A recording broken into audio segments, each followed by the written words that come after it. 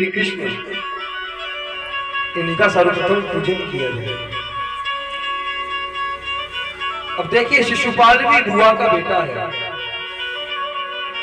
और जब एक बहन के यहाँ कोई कार्यक्रम हो तो सारे रिश्तेदार आते हैं। शिशुपाल भी वही उपस्थित था।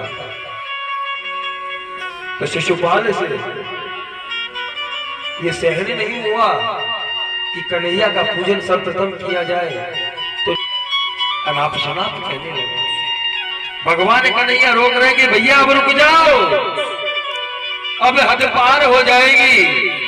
लेकिन शिशुपाल ने नहीं रुका, 100 गाली दी। उसके बाद भी जब रोकना चाहा भगवान ने तब भी कहा कि तू मेरा क्या कर सकता है, तू तो चोर है।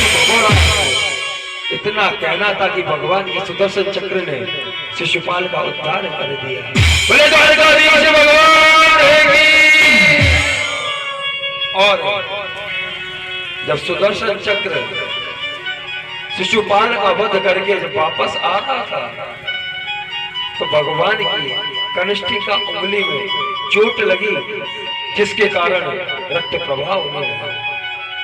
उस रक्त प्रवाह को देखते हुए द्रौपदी ने अपनी साड़ी का पल्ला फाड़ के और एक बिलात की चीर भगवान के उस घाव पर बांधी और रक्त प्रवाह को रोक दिया।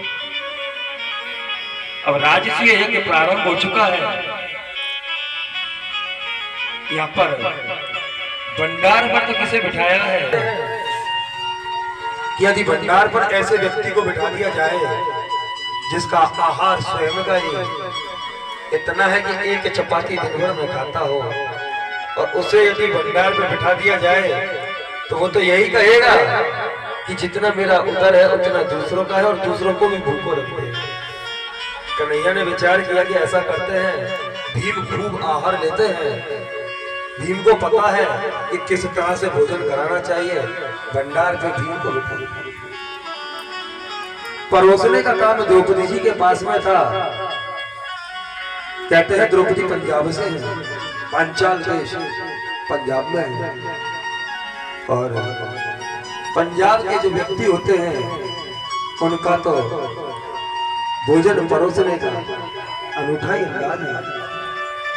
हमारे यहाँ राजस्थान में यदि कभी कोई कार्यक्रम किसी के घर पड़ता है और उसमें हम जाते हैं तो दूध का गिलास लेकर आते हैं, तो कैसे लेकर आते हैं?